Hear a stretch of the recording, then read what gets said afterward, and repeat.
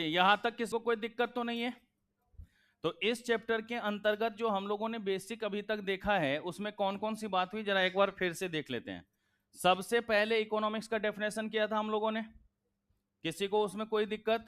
जिसमें हमने अलग अलग जो है व्यू पॉइंट्स को भी देखा था कि किस तरीके से कैसे हम लोग इकोनॉमिक्स को पढ़ सकते हैं, ये हमने देखा था सबसे पहले। फिर उसके बाद हम लोगों ने डिसीजन मेकिंग के बारे में पढ़ा था कि डिसीजन मेकिंग हमें कब करना होता है, कैसे करना होता है, उसकी क्या रिक्वायरमेंट है, ये सारा देखा था हम लोगों ने। फिर उसके बाद हम लोगों ने देखा था कि आखिर हमारा माइक्रो इकोनॉमिक्स और मैक्रो इकोनॉमिक्स क्या होता है, दोनों इकोनॉमिक्स के बारे में देखा था हम लोगों ने। फिर उसके बाद हम लोगों ने देखा कि बिजनेस इकोनॉमिक्स होता क्या है, तो जहां पर हम लोग थ्योरी और प्रैक्टिस के बीच की जो डिफरेंस करते हैं इसके बेसिस पे देखा था। अगर हम इन टूल्स को क्या करते हैं, इंटीग्रेट करते हैं, तो उसके कारण बिजनेस इकोनॉमिक्स का क्या नाम दिया था हमने, मैनेजेरियल इकोनॉमिक्स। और जहां पे थ्योरी और प्रैक्टिस के बीच में ब्रिज बनाने की बात होगी, उसके गैप को फाइंड आउट करने की बात होगी, तो वो किसके कारण होगा, किसके अंतर्गत, अप्लाइड इकोनॉमिक्स के अंतर्गत। ठीक है। फिर उसके बाद हम लोगों ने देखा था nature of business economics. Nature of business economics में कितने पढ़े थे, 8 पढ़े थे। Business economics is a science, business economics is an art, micro point of view, macro analysis view, private enterprises view point, interdisciplinary, pragmatic approach और positive और normative science, यहां तक हम लोगों ने देखा था। फिर उसके बाद हम लोगों ने यहां पर पढ़ा कि हमारे पास सेंट्रल प्रॉब्लम ऑफ इकोनॉमी क्या है, सेंट्रल प्रॉब्लम ऑफ इकोनॉमी क्या है। तो हमने वहां पर बेसिकली देखा कि 3-4 तरीके की बातें हो रही थी, what to produce, how to produce, for whom to produce, और what provision should be made for economic growth, ये हमने वहां पर देख लिया था। अब उसके बाद हमने देखा था टाइप्स ऑफ इकोनॉमी। अब सबसे लास्ट हमारा पोर्शन है कि अगर हम यहां पर इकोनॉमी के अनुसार देख रहे हैं तो जो हमारा सेंट्रल प्रॉब्लम ऑफ इकोनॉमी है उसके सॉल्यूशन की भी तो बात करनी होगी। भाई सिर्फ प्रॉब्लम बता देने से तो काम नहीं चलेगा, हमें क्या करना होगा, उसके सॉल्यूशन की भी बात करनी होगी या नहीं होगी। तो अब जो हम लोग देखेंगे वो किसको देखेंगे बेटा, solution of central problem of economy, उसको देख करके फिर खत्म करते हैं। फिर लास्ट में हमारा रह जाएगा इसमें स्कोप ऑफ बिजनेस इकोनॉमिक्स। बेटा आपको याद है जब हमने बिजनेस इकोनॉमिक्स के बारे में बताया था तो वहां पर हमने कुछ टूल्स का नाम लिया था। स्कोप का मतलब होता है कि किस किस क्षेत्र में ये अप्लाई हो सकता है, हर जगह अप्लाई होता है या नहीं होता। तो बस इसमें नाम बस वो ध्यान में रख लेना, demand, supply, production, market, cost, फलाने का सब जगह अप्लाई होता है। ठीक है, और कुछ भी याद रखने की जरूरत नहीं है, जितने स्कोप है वो सारे आगे हम लोगों को चैप्टर के रूप में पढ़ने की आवश्यकता होगी।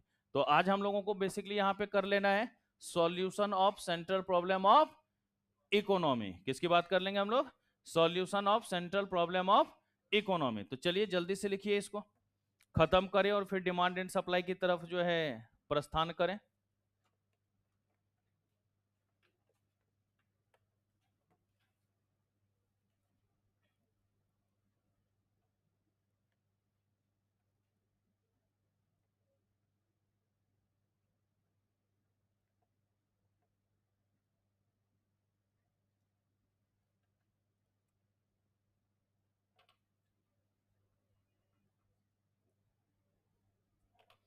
सॉल्यूशन कहां पर मिलेगा बेटा, क्या बताया था हमने, कैपिटलिस्ट इकोनॉमिक्स में मिलेगा ना, कि जो भी सेंट्रल प्रॉब्लम ऑफ इकोनॉमी है उसका सॉल्यूशन हमें कहां पर मिलेगा, कैपिटलिस्ट इकोनॉमी के अंतर्गत।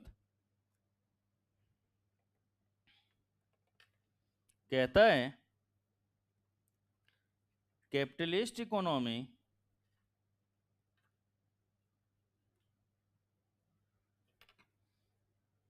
uses the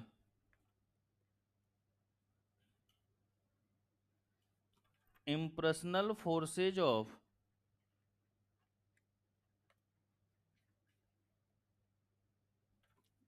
market demand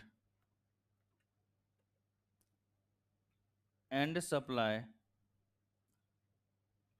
or the price mechanism to solve its central problem.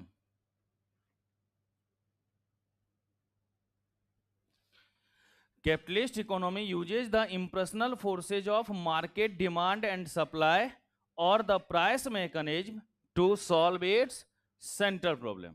तो कभी कभी अगर आपको पूछा जाए कि कैपिटलिस्ट इकोनॉमी में हम किस बातों को करते हैं, तो किसकी बात करेंगे बेटा? प्राइस मैकेनिज्म की बात करेंगे। कि भाई हम कभी भी जानते हैं कि अगर मान लीजिए ये हमारा बायर है और यहां पर हमारा क्या है?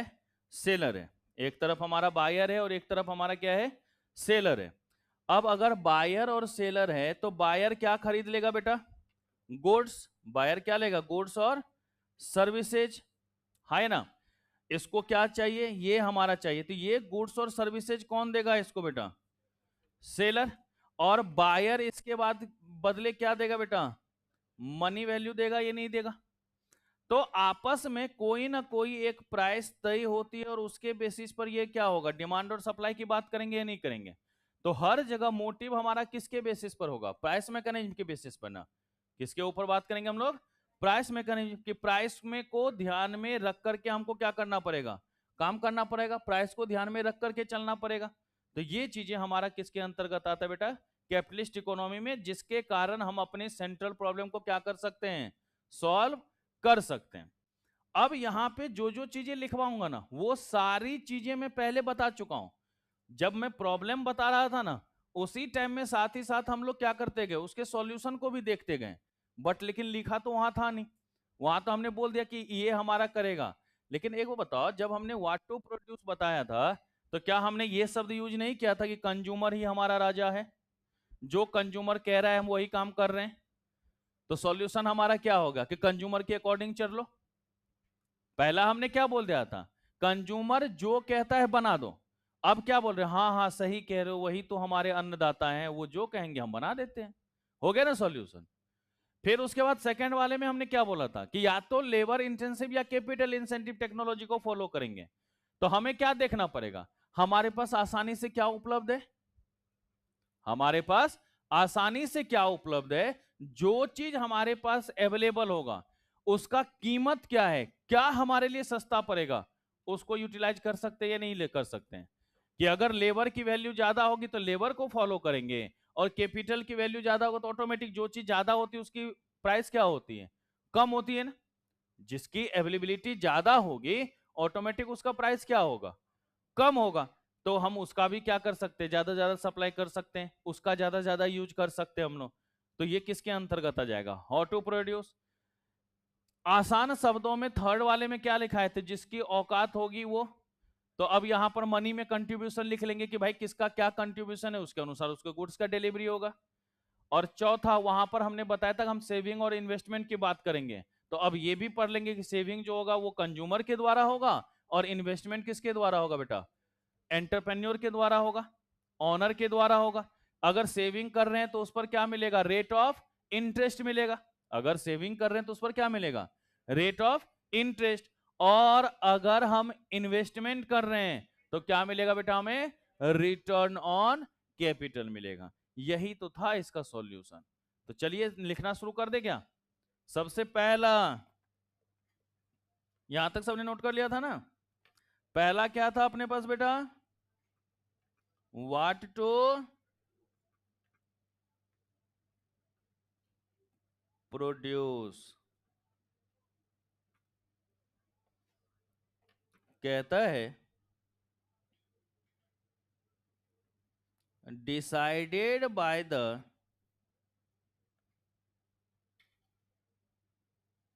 Consumers, decided by the consumers who show their preferences by spending on goods which they want and decided what to produce। कि भाई कौन डिसाइड करेगा?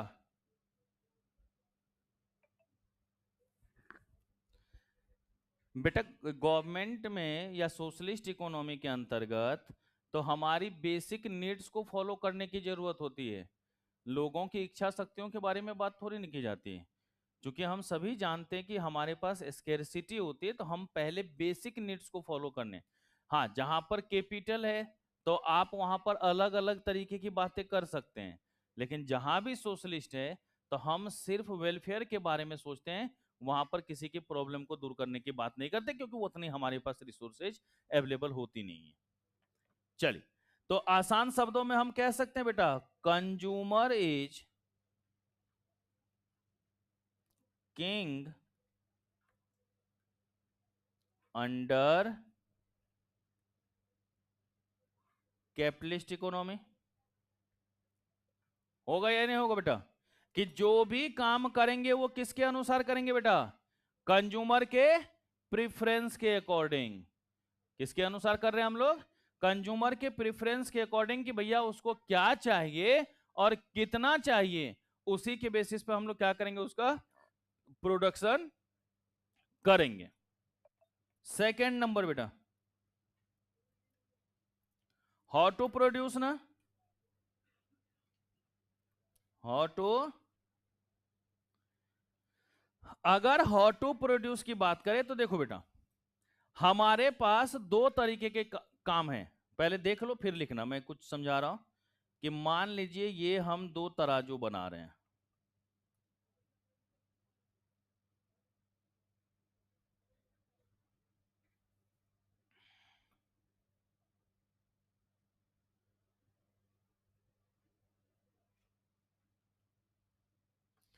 इधर बेटा है लेबर और इधर क्या है हमारा कैपिटल। अब यहां पर हमने जो है लिख दिया लेबर और यहां पर क्या लिख दिया हमने, कैपिटल। बेटा एक बताओ, सब्जी खरीदने कभी गए हो? तो सब्जी कैसे खरीदते हो भाई? तराजू वो लेता है, आजकल तो बहुत कम ऐसा वाला मिलेगा, सारा इलेक्ट्रॉनिक ही मिलता है, तो बहुत कम ही लोग देखे भी होंगे। तो वो क्या करता है, एक तरफ वाट रखता है और एक तरफ क्या करता है, सब्जी रखता है, और जब दोनों बराबर हो जाता है तो आपको दे देता है। कभी ऐसा हुआ है कि जिधर वाट रखा वो नीचे ही दबा रहे, सब्जी वाला ऊपर हो, बोले ये ले लो? तुम क्या बोलते हैं? बेवकूफ समझ रखा है, इतना तो ज्ञान है रे कि बराबर होना चाहिए तभी लेंगे, या सब्जी वाला ज्यादा कर। तो इसका मतलब जिधर झुका है उसका प्रोपोर्शन क्या होगा बेटा, हमारा ज्यादा होगा ना। जिस तरफ झुका हुआ है उसका प्रोपोर्शन क्या होगा हमारा। तो यहां पर हम लोग कह सकते हैं कि labour greater than capital, labour greater than, और यहां पर कह सकते हैं कैपिटल ग्रेटर देन लेबर। है ना? एक तरफ हमारा क्या हो गया, लेबर ग्रेटर देन कैपिटल, और एक तरफ हमारा क्या हो गया, कैपिटल ग्रेटर देन लेबर। तो आपको यह देखना है कि हमें आसानी से कौन मिल जाएगा और किसकी प्राइस क्या है, कम है, उसको हम लोग यहां पर देखेंगे। तो अगर लेबर हमारे लिए फेवरेबल है, ज्यादा का मतलब होना क्या हो गया, फेवरेबल होना ना। तो अगर लेबर हमारे लिए फेवरेबल है तो हम कौन सी टेक्निक फॉलो करेंगे बेटा, लेबर इंटेंसिव टेक्नोलॉजी को फॉलो करेंगे या टेक्निक को फॉलो करेंगे या नहीं करेंगे। और अगर कैपिटल फेवरेबल है तो कैपिटल इंटेंसिव टेक्निक को फॉलो करेंगे या नहीं करेंगे। तो ये चीजें देखना पड़ेगा ना, यहां पर इसकी बात कर पाएंगे या नहीं कर पाएंगे। तो ये चीजें आपको बेसिकली क्या करना है, ध्यान में रखना है। ओके, पर बजा तो फिर भी ना आवेगा। चलिए अब इसमें लिख लेते हैं बेटा। अब इसी को मैं थोड़ा सा लैंग्वेज के फॉर्म में लिख दे रहा हूं। बेटा कैपिटल इंसेंटिव का क्या मतलब, जहां पर भी मशीनरी से ज्यादा वर्क होता है वो हमारा कैपिटल इंसेंटिव के अंतर्गत आता है। क्या है? अच्छा वो दिखा रहा मशीन, मैंने बोला कुछ हो गया। हाँ, जहां पे मशीनरी का ज्यादा उपयोग हो वो हमारा किसके अंतर्गत, कैपिटलिस्ट के अंतर्गत। आप ऑनलाइन क्लास ले रहे हैं ना, आपको अगर वीडियो भी दे देंगे तब भी चलेगा, क्योंकि बाद में आप रिकॉर्डिंग दे रहे हैं, तो आपका ज्यादा डिपेंडेंसी किसके ऊपर है, कैपिटल के ऊपर। इधर का वाईफाई बंद हो जाए आपका काम खत्म, आपका नेट ना चले आपका काम ऐसे भी खत्म। लेकिन फेस टू फेस वालों के लिए नेट रहे या ना रहे, हमारा रहना ज्यादा जरूरी, तो लेबर फोर्स का ज्यादा होना जरूरी है। तो जहां पर लेबर से ज्यादा काम हो, वो हमारा लेबर इंटेंसिव है, जहां पर कैपिटल से ज्यादा काम हो क्या होगा, कैपिटल इंटेंसिव। भाई फैक्ट्री में बड़ी बड़ी मशीनरी रखी हुई है, चलाने के लिए एक लेबर का होना सफिशियंट है, गया आराम से ऑटोमेटिक स्टार्ट किया, बैठ के स्वास्थ्य लाभ ले रहा है।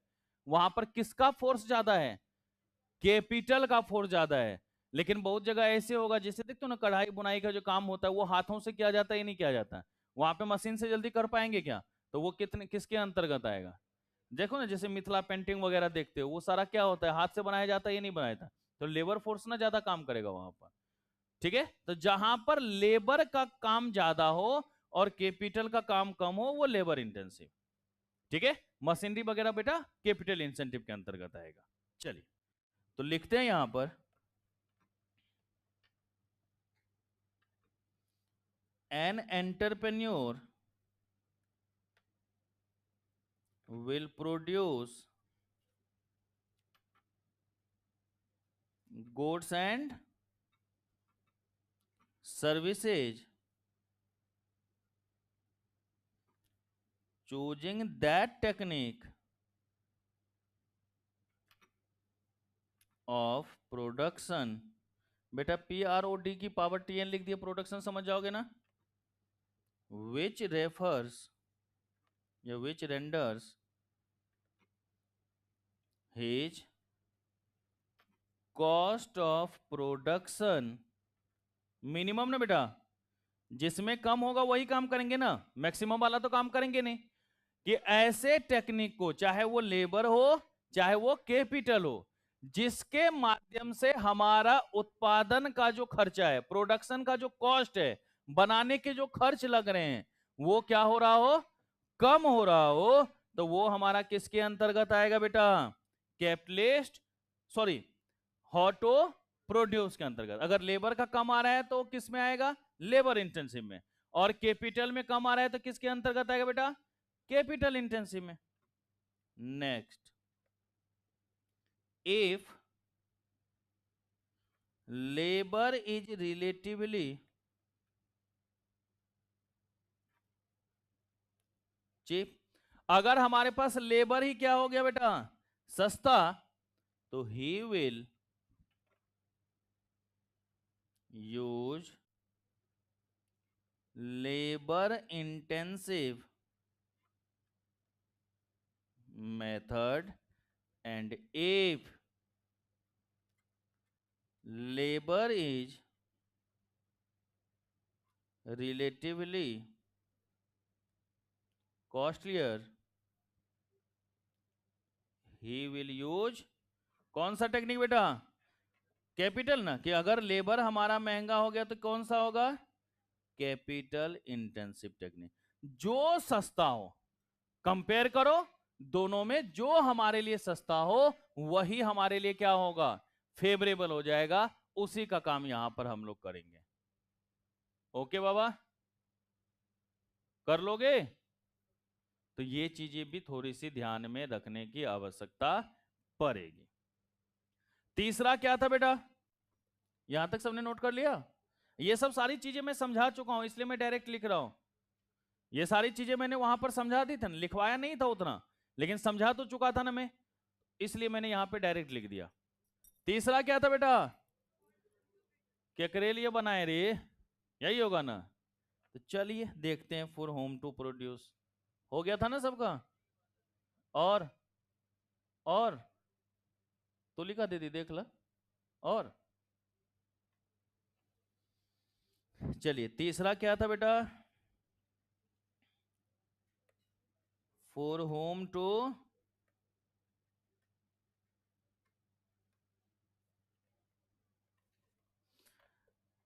प्रोड्यूस।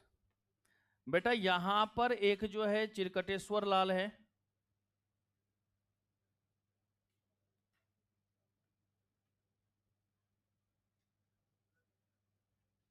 ठीक है, एक चिरकटेश्वर लाल यहां पर है, इसको क्या चाहिए था, गुड्स और सर्विसेज, इसको क्या चाहिए, गुड्स और सर्विसेज। मान लीजिए यहां पर कोई प्रोड्यूसर है, और यहां पे टीसी की बात करें, टॉपर्स क्लासेज का, यहां पे बैठे हैं तो आप ही से बात करते हैं। तो ये चिरौंदी लाल क्या हुआ, रिसेप्शन पर आए, इनको क्या चाहिए सर्विस, कि भाई हमको पढ़ना है यहां पर, बोले जी जी आइए।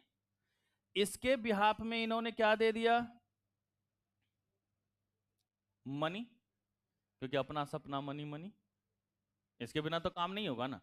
अब सुबह सुबह मैं पढ़ाने आओ और मुझे ये पूरा भरोसा है कि यहां से कुछ इनकम होने वाला नहीं है, तो क्या आपको लगता है कि इतना एनर्जेटिक मूड में आएंगे? हाँ बैठ जा, करते हैं आराम से करते हैं, अभी 10 बजे शुरू करेंगे, बैठ जाओ तब तक आराम से, होगा ये नहीं होगा? तो अपना सपना मनी मनी, तो नजर में जो ये हंसता हुआ नूरानी चेहरा दिख रहा है, उसके साथ हमारा भी व्यवहार अच्छा होगा। हमारा मतलब कौन, प्रोड्यूसर का। कब, जब दिख रहा है कि वो हमको देगा माल, है ना, तभी हमारी तरफ से एनर्जेटिक होगा कमाल।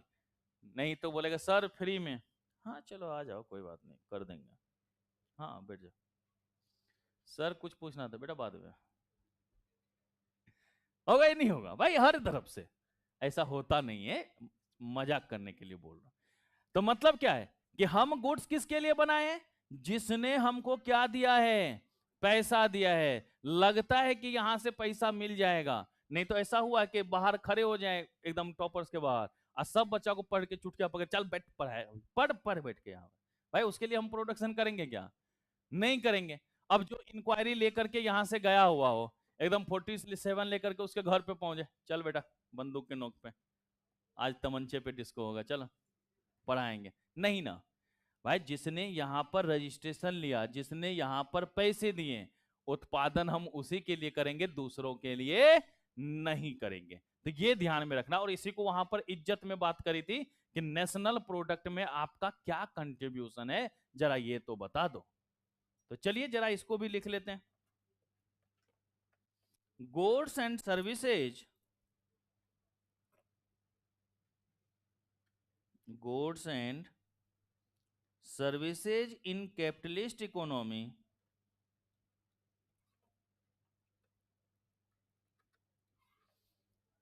will be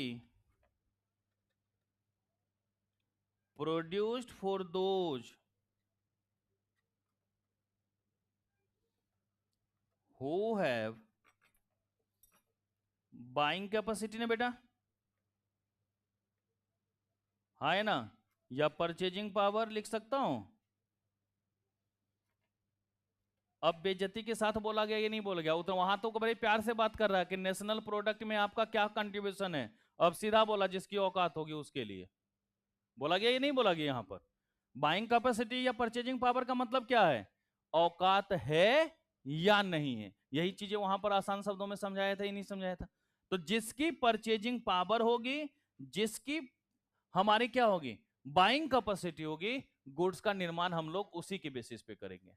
लेकिन अब परचेजिंग पावर को देखेंगे कैसे, तो बेटा याद रखना, हम यहां पे काम कर रहे हैं तो 5,000 रुपया महीना मिल रहा है, ये नहीं मिल रहा है, कुछ वो इनकम है ना, कुछ तो मिल रहा होगा। तो 5,000 रुपया जो इनकम है हमारा, वो क्या हो गया, हमारी बाइंग कैपेसिटी को दिखा रहे हैं कि 5,000 तक खर्चा कर सकते हैं, क्योंकि हमारा तो यहाँ रहना भी फ्री में हो रहा है। हाँ पहले तो मैं रेंट पे रहता था, अब थोड़ा सा फायदा हुआ, भगवान सर ने पूरा बिल्डिंग दे दिया, बोला आप रहो इसमें, तो रेंट भी नहीं जाता हमारा, है कि नहीं। क्या हुआ, मैं इसमें नहीं रहता हूँ बेटा, रोड के उस साइड भी सर का ज्यादा नहीं, बस टोटल 12-13 बिल्डिंग है यहाँ पे, ठीक है, जिसमें एक पे हम रहते हैं अकेला, ऊपर से नीचे तक कब्जा जमाए हुए हैं, मतलब स्वास्थ्य लाभ ले रहे हैं। तो अब जो है वो हमारी परचेजिंग पावर को और बढ़ा रहा है या नहीं बढ़ा रहा है, कि भाई पहले ये लगता था कि हर महीने जो है 25,000-23,000 रुपए रेंट दो, सॉलिड बचत। और लक्ष्मी नगर में अगर 3 BHK 4 BHK आप लोग तो समझ सकते हो कि कितना खर्च होगा।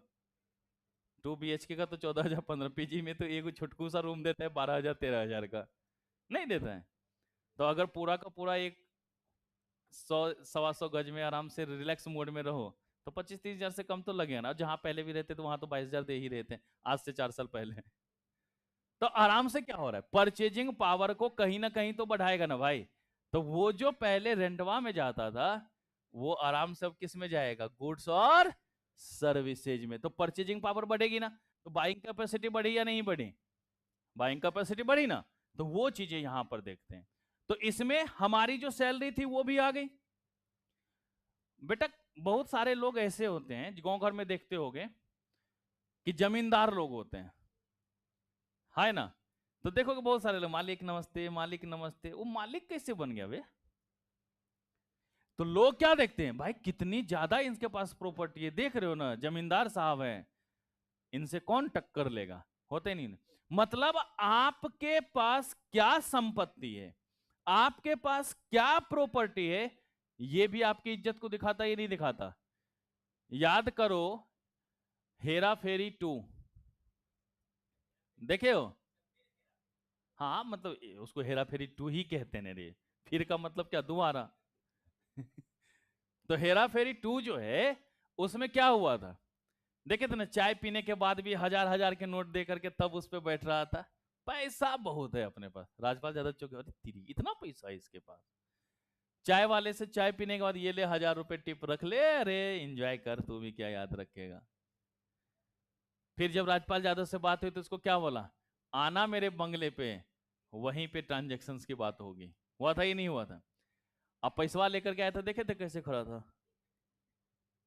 ए बाबू यार चलो करो करो करो, ए माली पानी दे। होता था ही नहीं था। तो आप देख रहे थे ना, उस बिल्डिंग को दिखा करके उसको बेवकूफ बनाया गया या नहीं बनाया गया? बनाया गया ना। तो आपके पास क्या प्रॉपर्टी है, ये भी एक आपको इज्जत को दिखाता है या नहीं दिखाता, आपकी बाइंग कैपेसिटी को दिखाता है ना। बैंकवा वाला नहीं बोलता है बिल्डिंग वहां पे लोन दे देंगे, प्रॉपर्टी पे लोन दे देंगे, क्यों? क्योंकि बोलता है कि ये आपकी कैपेसिटी को दिखाता है, नहीं हुआ तो बेच देंगे। होता ही नहीं होता। तो चाहे आपकी जो इनकम अर्न कर रहे हो वो, या जो भी प्रॉपर्टी आपके पास है, यही आपकी परचेजिंग पावर को दिखाता है। अब मुझे ना क्रेडिट कार्ड वाले बहुत ज्यादा फोन करते रहते हैं, तो ऐसे ही जब फोन आता है, अब इरिटेट हो जाए, कितना पिक करे फोन। अब हमेशा क्लास में रहते हैं, उसमें भी देखते हो कंपनी वाला बार बार फोन करता रहता है। तो कभी कभी जब फ्री टाइम रहता है तो आराम से बैठते, बोलते अब इससे मजे लिया जाए। सर क्रेडिट कार्ड चाहिए, मैंने बोला हाँ मैं तो कब से इसके उम्मीद में बैठा हुआ था, दिलवा दीजिए। सर आपका सिविल ये है, इस अनुसार इतने तक का हो जाएगा, मैंने दिलवाइए तो सही आप। सर आप पेमेंट का मोड कैसे क्या रखेंगे, बोले मैं देखो आपने देने की बात करी है, वापस वाली बात मत क्या करो। लोन देना है दे दो, हमेशा 100 करोड़ 200 करोड़ से कम में क्या लोन में चलेगा। एक आधी ट्रेन अपने लिए खरीद लें कि बिहार जाना पड़े तो डायरेक्ट जाए घर, कहीं नहीं रुकेगा, सीधा घर पे होना चाहिए ना भाई। फोन बड़ी बदतमीजी से काट देता है उधर से, क्योंकि इधर से सीधा जवाब मिलता है चुकाऊंगा नहीं, बात खत्म, उसके बाद बात करो देना है। तो सर आप फोन रख सकते, मैंने फोन तुमने कराया हम क्यों रखे। और उधर से मधुर ध्वनि आती है, लड़कियां ही कॉल करती है, तो हम भी काहे काटे, काट तू, हम क्यों काटे भाई, हमने फोन किया है, हमने तो नहीं किया है, हम बतियाते रहे काट। और उसकी मजबूरी है, वो जल्दी काट नहीं सकती क्योंकि कंप्लेन दर्ज हो जाएगा, क्योंकि ऑटोमेटिक रिकॉर्डेड वाला कॉल होता है, वो काट नहीं सकते उधर से। सर देखिए आप रिकॉर्डिंग पे, तो मैंने क्या उखाड़ लोगे, फोन तुमने करा है, डिस्टर्ब मुझे कर रहे हो, तो मेरी मर्जी, मैं उस टाइम में जो बोलूं, नहीं तो रख फोन। तो अब ये क्या होता है कि भाई वो भी आप देखते हो कि मेट्रो वगैरह पे जाते हैं तो बहुत सारे लोग क्या होंगे, सर यही फॉर्म भर दीजिए, सर ना क्रेडिट कार्ड के लिए अप्लाई करता है ना। अब एक को दोगे 50 को का फोन आएगा, 50 को का फोन आएगा। अभी कुछ दिन पहले गया था नोएडा में, कार्निवाल लगा हुआ था तो घूमने के लिए।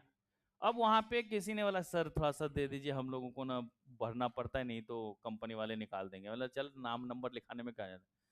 कम से कम 20 बार फोन आया है कि सर जी एक बार आप अपनी वाइफ के साथ आइए, डिनर का व्यवस्था है, फिर आपको पैकेज समझाया जाएगा, कैसे घूमने के लिए जाना है, कैसे क्या चार्जेज होगा, हमारी तरफ से ये फ्री रहेगा। मतलब घूमने का खर्चा दे दोगे और जाने आने का कौन देगा, दे रहे हो बताओ भाई, वो तो तुम दोगे नहीं। अरे रहने और खाने में कौन सा ज्यादा खर्चा होता है, जाने आने में ही तो ज्यादा खर्चा होता है। भेज तुम रहो विदेश, पासपोर्ट वहां है नहीं, कहां से चल जाए भाई। हाँ एक जगह जा सकते हैं नेपाल, बिना पासपोर्ट वीजा के कुछ चलेगा, और वो तो बराबर घूम ही लेते हैं हम लोग। तो हमेशा जब भी हम लोग करेंगे तो जो भी आपकी इनकम है, जो भी आपकी इनकम है और जो भी आपके पास प्रॉपर्टी है, वो किन चीजों को शो करेगा? आपकी बाइंग कैपेसिटी को, आपकी परचेजिंग पावर को। तो वो लाइन लिखने की जरूरत नहीं है, बस याद रखिएगा कि अगर कभी कभी बोल देता है ना बाइंग कैपेसिटी में क्या इंक्लूड होता है, तो जो आपकी इनकम है और जो प्रॉपर्टी आपके पास है, ये दोनों ही आपकी किसको दिखाएगा बेटा? परचेजिंग पावर को दिखाएगा। तो लिखने की जरूरत तो ना है ना, पक्के वाले बात ना। चलिए, चौथा क्या था बेटा हमारे पास?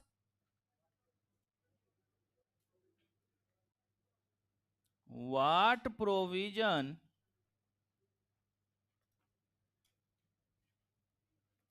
Should be made for economic growth.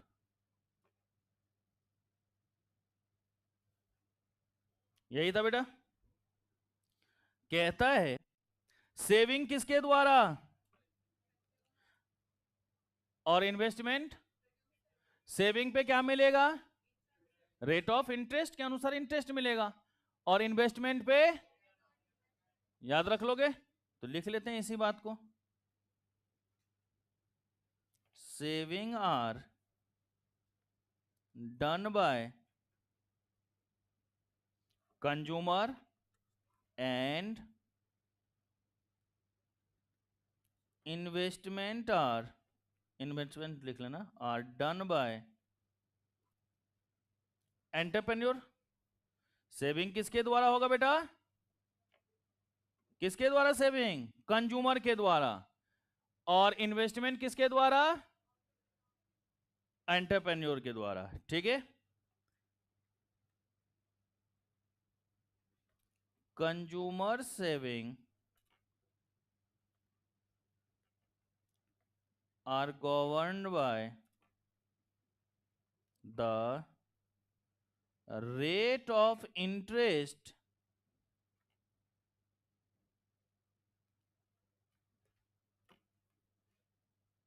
prevailing in the market।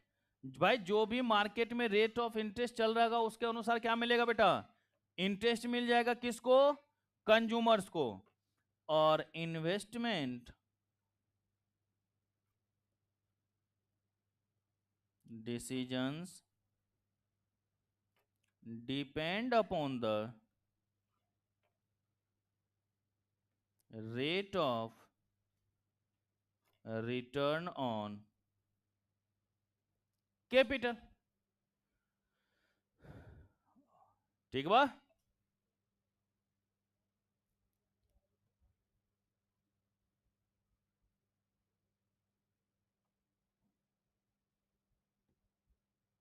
तो ये हमारा क्या हो गया बेटा? सेंट्रल प्रॉब्लम ऑफ इकोनॉमी का सॉल्यूशन हो गया या नहीं हो गया? इसको बड़ी प्यार से ध्यान में रखना है, 1 से 2 नंबर का क्वेश्चन आता है यहां से।